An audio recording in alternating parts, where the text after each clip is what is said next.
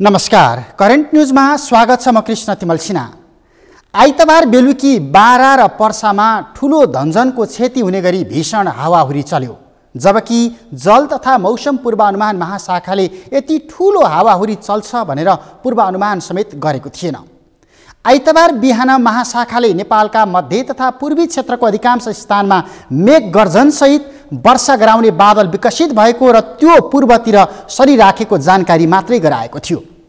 Pre मनसुनी समय भएकाले साँझपख हावाहुरी र मेघ गर्जनसहित वर्षा हुने सामान्य पूर्वानुमान गरेको महाशाखाका अनुसार एकाएक पश्चिमी वायुको प्रभावले हावाहुरी अनि असिना पानी एकसाथ बर्सिन पुग्यो। जल तथा मौसम पूर्वानुमान महाशाखाले स्थानीय वायु अनि भारतको मध्य प्रदेशमा विकास भएको न्यून चापीय क्षेत्रको प्रभाव बारा, पर्सा, रौतहट सहित तराईका केही जिल्लामा केही घण्टा मात्रै देखिएको अनि ठूलो हावाहुरीका कारण अकल्पनीय क्षति पुगेको स्पष्ट पारेको छ। आज हामी यो विनाशकारी हावाहुरी र यसले निम्त्याएको विपत्ति सँगसँगै हावाहुरीको कारण के हो र यो पुनः दोहोरिने खतरा छ कि छैन भन्ने विषय केलाउँदैछौँ।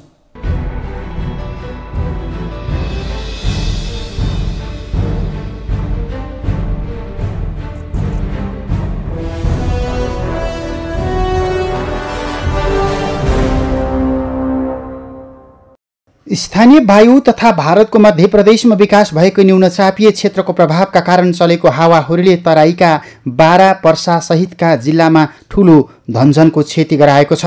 मौसमविदहरूले सामान्य हावाहुरी आउने पूर्वानुमान गरे पनि आइतबार साँझको हावाहुरी अहिलेसम्मकै ठूलो र विनाशकारी ठानिएको छ। मौसम पूर्वानुमान महाशाखाले उपलब्ध गराएको तथ्याङ्क अनुसार नेपालमा उपलब्ध प्रविधि र नेपालको भौगोलिक बनावटका कारण ठूलो हावाहुरीको पूर्वानुमान हुबहु गर्न नसकिने बाध्यताका कारण यो अवस्था सिर्जना भएको हो। किनकि मौसम पूर्वानुमान महाशाखासँग सबै खालका मौसमको पूर्वानुमान गर्ने क्षमता अझै विकास भएको छैन। उपलब्ध प्रविधिले वर्षा र बाढीको मात्रै सामान्य पूर्वानुमान गर्दै आएको छ। विज्ञहरूका अनुसार नेपालसँग उपलब्ध प्रविधिले हावाहुरीको सम्भावना देखाए पनि कति ठूलो अनि कति सानो आउँछ र कहाँ कहाँ आउँछ भन्ने स्पष्ट देखाउने क्षमता नेपालले राख्दैन। त्यो अब कस्तो खालको भन्दाखेरि चाहिँ हामीले पनि अब मिडियाहरूलाई नै लिनुपर्छ हैन। मिडियाहरूबाट लिँदाखेरि पनि अब 2 मिनेटमा लगभग सबै त्यो अर्कै हिसाबले आयो, हुँ गरी आयो भन्ने जुन छ नि, अब त्यो आएको छ हैन। त्यो हिसाब गर्दाखेरि चाहिँ फनल क्लाउड टाइपको वा हामीले अब हाम्रो उसमा भन्दा चाहिँ टोर्नाडो टाइपको हुन्छ नि, त्यो पनि हुन सक्छ भन्ने चाहिँ अब अनुमान हो हैन। खासै अब त्यो हामीले भन्न सक्ने त्यो जुन मिडियाबाट आएको छ त्यो हिसाबमा चाहिँ यो टोर्नाडो टाइपको हुनुपर्छ भन्ने चाहिँ हाम्रो अनुमान हो। मौसमविदहरूका अनुसार सोमबार नेपालको पहाडी भेग र पूर्वी तराईका केही ठाउँमा मेघ गर्जन र हावाहुरीसहित थप पानी पर्ने सम्भावना भने यथावत छ र यो क्रम अझै केही दिन कायम रहनेछ। महाशाखाका अनुसार 2 दिन देशको पहाडी भूभागमा आंशिकदेखि सामान्य बदली रहनेछ भने बाँकी भूभागमा आंशिक बदली कायम रहनेछ। पहाडी भेगका कतिपय ठाउँ र पूर्वी तराई क्षेत्रका 1-2 स्थानमा मेघ गर्जनसहित क्षणिक वर्षाको सम्भावना रहेको मौसम पूर्वानुमान महाशाखाले जनाएको छ। हिमाली भेगका केही ठाउँमा हल्का हिमपातको समेत सम्भावना छ। काठमाडौँ वा देशको पूर्वी भूभागहरू बिस्तारै जुन मुभ भएको थियो, पोखरा हुँदै जुन मुभ भएको थियो, यो चाहिँ यो जस्तो भन्दा पनि त्यो स्पेसिफिक ठाउँको चाहिँ अलिकति डिफ्रेन्ट हो कि अरू स्थानहरूमा भन्दा चाहिँ त्यहाँ अलिकति डिफ्रेन्ट हो कि अब त्यो पनि अब पछि अब अनुसन्धानकै कुरा हुन्छ। विज्ञहरूका अनुसार अहिले प्री मनसुनको समय हो। यस्तो बेला हावाहुरी आउनु तथा चट्याङ पर्नु स्वाभाविक र नियमित प्रक्रिया मानिन्छ। यस्तो बेला सचेत रहन सके चट्याङ हावाहुरीको दुष्परिणामबाट बच्न पनि सकिन्छ। त्यसमा पनि केही महिना यता नेपालमा मौसमविद तथा मौसम पूर्वानुमान महाशाखाको भविष्यवाणी मिल्दै गएको अवस्था थियो। तर पनि सुक्खायाममा अथवा नेपालका सन्दर्भमा चैत वैशाख महिनामा हावाहुरी चल्छ भनिराखिएको अवस्थामा पनि आइतबार यो घटना हुन्छ भनेर मौसम पूर्वानुमान महाशाखाले भविष्यवाणी गर्न सकेन र अहिलेसम्म भएका भविष्यवाणीप्रति नै यसले प्रश्न उब्जाइदियो। सुक्खायाममा हावाहुरी चल्नु स्वाभाविक हो, तर प्रति सेकेन्ड 1 मिटरदेखि 1.5 मिटरसम्म बहनुपर्ने हावाको तीव्रता जब त्योभन्दा बढी गतिमा बहन्छ त्यसलाई हानिकारक अनि असामान्य मान्न ठानिन्छ। जुन हावाको असामान्य बहावले आइतबार बेलुकी बारा अनि पर्सा जिल्लामा सबैभन्दा धेरै वितण्डा मच्चाएको छ। हावाहुरीले पूर्वी तराईका बारामा कम्तीमा 30 जनाको अनि पर्सामा 1 जनाको मृत्यु भएको प्रदेश नम्बर 2 का मुख्यमन्त्री लालबाबु राउतले पुष्टि गरिसकेका छन्। गृह मन्त्रालयको आपतकालीन कार्य सञ्चालन केन्द्रका अनुसार 600 भन्दा बढी व्यक्ति घाइते भएका छन्। गम्भीर घाइतेलाई थप उपचारका लागि काठमाडौँ ल्याइएको छ। मृतकको संख्या अझै बढ्न सक्ने अनुमान छ। आइतबार साँझ 7:30 बजेदेखि सुरु भएको हावाहुरी मात्र आधा घण्टा चलेको थियो। हावाहुरीले माटोबाट बनेका अधिकांश कच्ची घरका छानो अनि पर्खाल समेत उडाएको छ। बिजुली र टेलिफोनका पोलहरू लडेका छन्। सम्पर्क विच्छेद भएको छ। बस्तीका अधिकांश टिनका छाना हुरीले उडाएको छ अनि घर तथा अन्य पूर्वाधारका पर्खाल लडेर धेरै मानिस हताहत भएको स्थानीय प्रशासनले जनाएको छ। पूर्व अनुमान गर्नै नसकिएको शक्तिशाली हावाहुरीले धेरै ठाउँमा यात्रुवाहक सवारी साधन तथा मालवाहक सवारी साधनलाई समेत पल्टाइदिएको थियो। केही निश्चित क्षेत्रमा मात्रै भुमरी परेर उठेको हुरीले घर नै उचालेर मिल्काइदिएको अनि सर्वसाधारणलाई समेत उडाएको घाइतेहरूले बताएका छन्। विज्ञहरूका अनुसार नेपालका सन्दर्भमा यो घटना पहिलो अनि नौलो प्राकृतिक विपत्ति हो। मौसमविदहरू चैतदेखि जेठसम्मको समय नेपालमा प्री मनसुन गतिविधि हुने बताउँछन्। त्यसैले अपराह्नपछि जुनसुकै बेला हावाहुरी आउने सम्भावना जीवित रहन्छ। यही विश्लेषणका आधारमा आइतबार मौसम पूर्वानुमान महाशाखाले नेपालका मध्य तथा पूर्वी क्षेत्रका अधिकांश स्थानमा मेघगर्जनसहित वर्षा गराउने बादल विकसित भएको र त्यो पूर्वतिर सरिराखेको जनाएको थियो। जल तथा मौसम विज्ञान विभागका अनुसार हाल देशको मध्य तथा पूर्वी क्षेत्रका अधिकांश स्थानमा मेघगर्जनसहित वर्षा गराउने बादल विकसित भइराखेको छ र त्यो बादलको प्रभाव क्रमशः पूर्वतिर सर्दैछ। यो बादलसँगै स्थानीय वायुको प्रभाव अनि भारतको मध्य प्रदेशमा विकास भइराखेको निम्न चापीय क्षेत्रबाट निस्कने हावाहुरीले अझै शक्तिशाली स्वरूप लिन पनि सक्छ। जल तथा मौसम विज्ञान विभागसँग स्थानीय वायुको प्रभाव तल्लो भेगसम्म आकलन गर्न सक्ने प्रणाली अहिलेसम्म जडान भएको अवस्था छैन। स्थानीय वायुकै प्रभावले बादल धेरै बनेर एकैचोटि तल खसेमा पूर्वानुमान संयन्त्रमा सचेत गराउने कुनै पनि सङ्केत नदेखिने अनि हावाहुरी चल्ने विभागले स्पष्ट पारेको छ। भारतको मौसम पूर्वानुमान निकायले नेपाली सीमासँग जोडिएका बिहार तथा पश्चिम बङ्गाल राज्यमा प्रति घण्टा 40 देखि 50 किलोमिटरको तीव्र गतिमा हावा चल्न सक्ने पूर्वानुमान यसअघि नै गरेको थियो। जुन पूर्वानुमान अनुसार नै नेपालका 2 जिल्लामा तीव्रताका साथ हुरी चलेको बताइन्छ। नेपालको मौसम पूर्वानुमान महाशाखाले सोमबार नेपालका पहाडी भूभागमा आंशिकदेखि सामान्य बदली रहने अनि बाँकी भूभागमा आंशिक बदली रहने जनाएको छ भने भारतको राष्ट्रिय मौसम पूर्वानुमान केन्द्रले सोमबार पनि बिहारमा मेघगर्जन हुने र 30 देखि 40 किलोमिटर प्रति घण्टाको गतिमा तीव्रताका साथ हावाहुरी चल्ने सङ्केत स्पष्ट गरेको छ। विज्ञहरूका अनुसार सामान्यतः वायु उच्च चापीय क्षेत्रबाट न्यून चापीय क्षेत्रमा बहने गर्छ। जमिन तातेपछि जमिनको हावा माथि जान्छ र त्यो हावा माथि वायुमण्डलमा गएपछि तल जमिन केही खाली हुन खोज्दा त्यहाँ न्यून चापीय क्षेत्र बन्न पुग्छ। न्यून चापीय क्षेत्रमा आसपासको उच्च चापीय क्षेत्रबाट हावाले प्रवेश पाउँदा त्यहाँ हुरी चल्छ। यसरी एक ठाउँबाट अर्को ठाउँमा जाँदा हावाको वेग केही बढी हुने अनि हुरी चल्ने महसुस गरिने विज्ञहरूले बताएका छन्।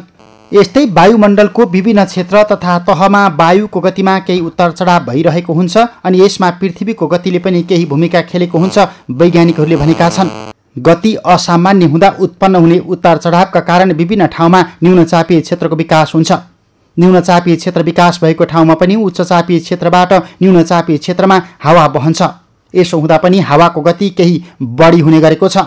यस्तै चट्याङ गराउने बादल विकास भएपछि मौसममा विभिन्न अवस्था देखा पर्छ, जसमा बादल वयस्क अवस्थामा रहेमा पानी पर्छ अथवा चट्याङ पर्छ। तर बादल शिथिल बनेमा बादलबाट सतहतिर वायु तीव्रताका साथ बहन थाल्छ। तसर्थ हावाको गति वायुमण्डलमा विकास हुने न्यून चापीय क्षेत्रको तीव्रतामा निर्भर रहने विज्ञहरूले जनाएका छन्। सामान्यतया प्री मनसुनमा खोला खोज र पहाडी क्षेत्रमा धेरै हुरी चल्ने गरेको छ। बिहानै चर्को घाम लागेपछि जमिन तात्ने अनि दिउँसो बहने हावा माथि जाने गर्छ। यो प्रकृतिको नियम हो। चिसो हावा भने तल आउने गर्छ, तर राति उल्टो गरी हावा बहन्छ। त्यति बेला पनि हुरी चल्ने गर्छ। त्यसैले हावा हुरी चल्ने यो मौसममा तीव्रताका साथ सावधानी अपनाउनु आवश्यक छ। जुन सावधानी अपनाउन नसक्दा बारा अनि पर्सामा आइतबार बेलुकी ठूलो जनधनको क्षति भएको छ।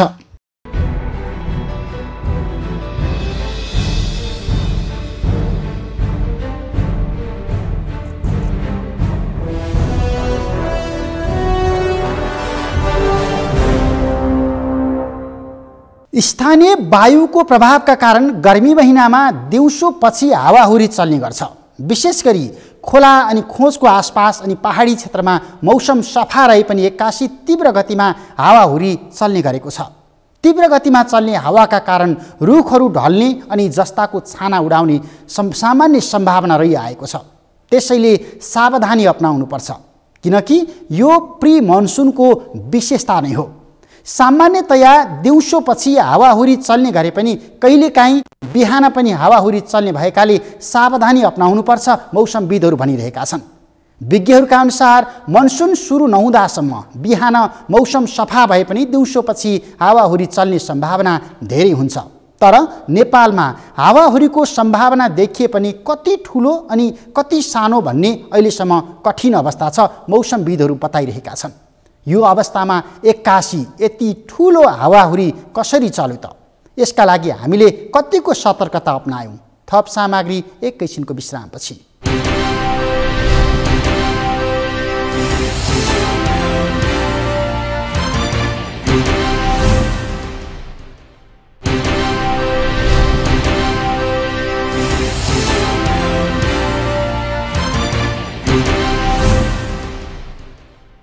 विश्रामपछि करेन्ट न्युजमा स्वागत छ। आज हामी वायुमण्डलको माथिल्लो भागमा पश्चिमी वायुको प्रभाव अनि स्थानीय वायुको प्रभाव मिसिँदा बारा अनि पर्सा जिल्लामा आइपरेको हुरीको विपत्तिको प्रसङ्ग जोडिरहेका छौँ। आइतबार साँझ पश्चिमी वायु अनि स्थानीय वायुको प्रभावले न्यून र उच्च चापीय क्षेत्र विकसित हुँदा बाराको केही निश्चित क्षेत्रमा मात्रै भुमरी जस्तो हावाहुरी चलेको मौसमविदहरूले बताएका छन्। यता प्रदेश सरकारले बारा अनि पर्सामा आइतबार राति चलेको हावाहुरीबाट मृत्यु भएका परिवारलाई तत्काल 3 लाख रुपियाँ उपलब्ध गराउने प्रतिबद्धता सार्वजनिक गरेको छ। यो कार्यक्रम तयार पार्दासम्म आइतबार रातिको त्यो हावाहुरीका कारण मृत्यु हुनेको सङ्ख्या 31 पुगेको छ भने करिब 500 घाइते भएका छन्। उपचारका लागि गम्भीर घाइतेलाई काठमाडौँ ल्याइएको छ र उपचारका क्रममा केही घाइतेको मृत्यु हुन सक्ने भएकाले मृतकको सङ्ख्या अरू बढ्न सक्छ भनिएको छ। सुरक्षाकर्मी र स्थानीय उद्धारकर्मी उद्धारमा निरन्तर खटिएका छन्। प्राकृतिक विपत्तिमा परेर घाइते भएकाहरूको उपचार खर्च प्रदेश सरकारले बेहोर्ने भएको छ। साथै घरबार गुमेकाहरूको वासस्थानका लागि पहल गर्ने निर्णय पनि त्यो सरकारले गरेको छ। यो विपत्तिपछि प्रधानमन्त्री केपी शर्मा ओली लगायतका नेताहरू गृह जिल्ला झापाको कार्यक्रम स्थगित गरेर आँधी प्रभावित जिल्लामा पुगिसकेका छन्। यता गृह मन्त्रालयले बारा पर्सा लगायतका जिल्लामा आएको आँधीमा परेर ठूलो सङ्ख्यामा मानवीय क्षति भएको जानकारी गराएको छ। तर के गृह मन्त्रालयले गराएको जानकारी मात्रै पर्याप्त छ? के हामी यसका लागि तयारी अवस्थामा थिएनौँ?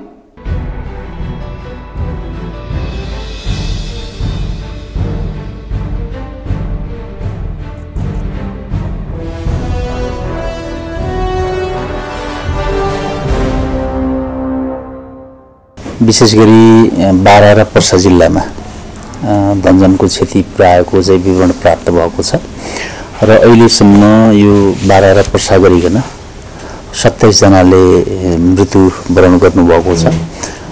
त्यसमा बारामा 26 जना र पर्सामा 1 जना गरिकन 27 जना हुनुहुन्छ र त्यसमध्ये सयौंको सङ्ख्यामा घाइते हुनुभएको छ र घाइते केही सामान्य घाइते र केही चाहिँ अलि सिरियस घाइते हुनुहुन्छ र सिरियस घाइतेलाई अलि गम्भीर घाइते उहाँहरूलाई चाहिँ हामीले नेपाली सेनाको स्काई ट्रक मार्फत 7 जनालाई काठमाडौँ ल्याइसकेका छौँ र अहिले उहाँहरूको चाहिँ टिचिङमा चाहिँ उपचार भइरहेको छ र यो चाहिँ विशेष गरी विपदको चाहिँ सन्दर्भलाई लिँदाखेरि चाहिँ हामीले विपद जोखिम न्यूनीकरण तथा व्यवस्थापन ऐनमा चाहिँ केही प्रावधानहरू राखेका थियौँ। त्यो प्रावधान अनुसार त्यो ऐनमा स्थानीय तह र प्रदेश र केन्द्र तीनै तहबाट चाहिँ यस्तो विपद आइपर्दाखेरि चाहिँ विभिन्न रेस्क्युका कुराहरू गर्ने हैन विपद पूर्व तयारी गर्ने भन्ने कुराहरू 3 तहकै समितिहरू छन् र ती समितिमा चाहिँ स्थानीय तहमा चाहिँ गाउँपालिका र नगरपालिकाको प्रमुख प्रदेशमा माननीय मुख्यमन्त्रीज्यूको संयोजकत्वमा र केन्द्रमा माननीय गृहमन्त्रीज्यू र सर्वोच्चमा चाहिँ सम्माननीय प्रधानमन्त्रीज्यूको संयोजकत्वमा र जिल्लामा चाहिँ प्रमुख जिल्ला अधिकारीको संयोजकत्वमा विपद व्यवस्थापन त्यो समितिहरू छन् हैन ती समितिहरूले काम गरिरहेका हुन् हैन र त्यति हुँदाहुँदै पनि यो 2 जिल्लामा चाहिँ विशेष गरिकन केही क्षति चाहिँ भएको छ र जिल्लामा अहिले चाहिँ विपद व्यवस्थापन समितिका बैठकहरू भए 2 जिल्लामा बसेर उहाँहरूले चाहिँ थप क्षतिको विवरणहरू चाहिँ संकलन गर्ने काम चाहिँ सुरु गर्नु भएको छ टिम खटाएर किनभने यसमा चाहिँ अब विभिन्न क्षति हुन सक्छ कृषि उपजको क्षति हुन सक्छ हैन अब बिजुली बत्तीहरूको चाहिँ पोलहरू ढलेको छ हैन विद्यालयका चाहिँ छानाहरू उडाएको छ हैन ती क्षतिहरूको विवरणहरू संकलन पनि भइरहेको छ अहिले र यसको लागि चाहिँ केन्द्रबाट हामीले गए राति नै नेपाल सशस्त्र प्रहरी बलको 3वटा ट्रकमा राहत सामग्रीहरू राति नै हामीले चाहिँ त्यता परिचालन पठाइसकेका छौं र यसमा विशेष गरी टेन्ट र कपडाहरू हामीले चाहिँ विशेष गरी राखेका छौं र खाद्यान्नको हकमा चाहिँ जिल्लामै हामीले जिल्ला विपद व्यवस्थापन समितिमा त्यो फन्ड हाम्रो नेपाल सरकारले गृह मन्त्रालय मार्फत त्यो चाहिँ फन्ड जान्छ र त्यो फन्ड चाहिँ त्यहाँ छ उहाँहरूले खाद्यान्न खरिद गर्नु पर्यो भने जिल्लाले नै त्यसको व्यवस्थापन चाहिँ गर्ने चाहिँ छ अहिले चलन त्यस्तो छ उहाँहरूले त्यसै अनुसार परिचालन पनि गर्नुभएको छ र मेडिकल टिमको सन्दर्भमा नेपाल प्रहरीको टिम त्यस्तै गरिकन नेपाली सेनाको चाहिँ टिम औषधि सहितै त्यतातर्फ गइसकेको छ अहिले जिल्लामा चाहिँ मलाई भर्खरै प्राप्त जानकारी अनुसार 375 जनाको 12 र प्रसार गरिकन 2टा जिल्लामा त्यहाँ भएको निजी र सरकारी दुवै अस्पतालमा त्यहाँ चाहिँ अहिले उपचार भइरहेको छ र 7 जना सिरियस बिरामीको चाहिँ केन्द्रमा उपचार भइरहेको छ अहिलेको अपडेट यति नै हो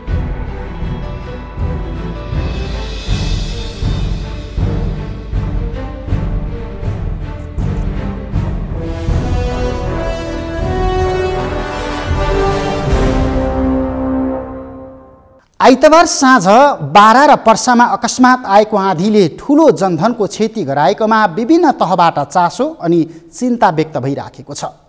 पूर्व प्रधानमन्त्री तथा नेकपाका अध्यक्ष पुष्पकमल दाहाल प्रचण्डले घटनाप्रति दुःख व्यक्त गर्दै मृतक परिवार तथा हावाहुरीबाट घरबार विहीन भएका परिवारलाई उचित क्षतिपूर्ति र घाइतेको निःशुल्क स्वास्थ्य उपचारको व्यवस्था गर्न माग गरेका छन्। प्रमुख प्रतिपक्षी दल नेपाली कांग्रेसका सभापति शेरबहादुर देउवाले तराईका जिल्लामा भएको यो भीषण हावाहुरीका कारण ज्यान गुमाएकाहरूप्रति श्रद्धाञ्जली व्यक्त गर्दै आफ्ना कार्यकर्तालाई राहत अनि उद्धारमा खटिनका लागि निर्देशन दिएका छन्। पूर्व राजा ज्ञानेन्द्र शाहले हावाहुरीबाट भएको धनजनको क्षतिप्रति गहिरो दुःख व्यक्त गर्दै घाइतेहरूको शीघ्र स्वास्थ्य लाभको कामना गरेका छन्।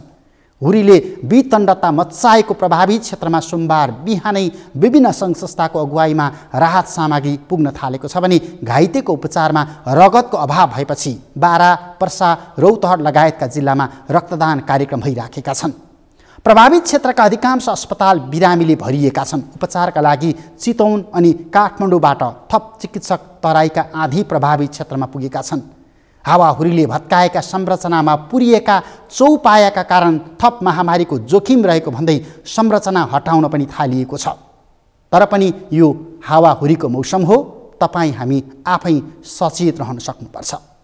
हवस् त, करेन्ट न्युजको आजको समय सकियो। भोलि फरक विषयका साथ उपस्थित हुने नै छौँ।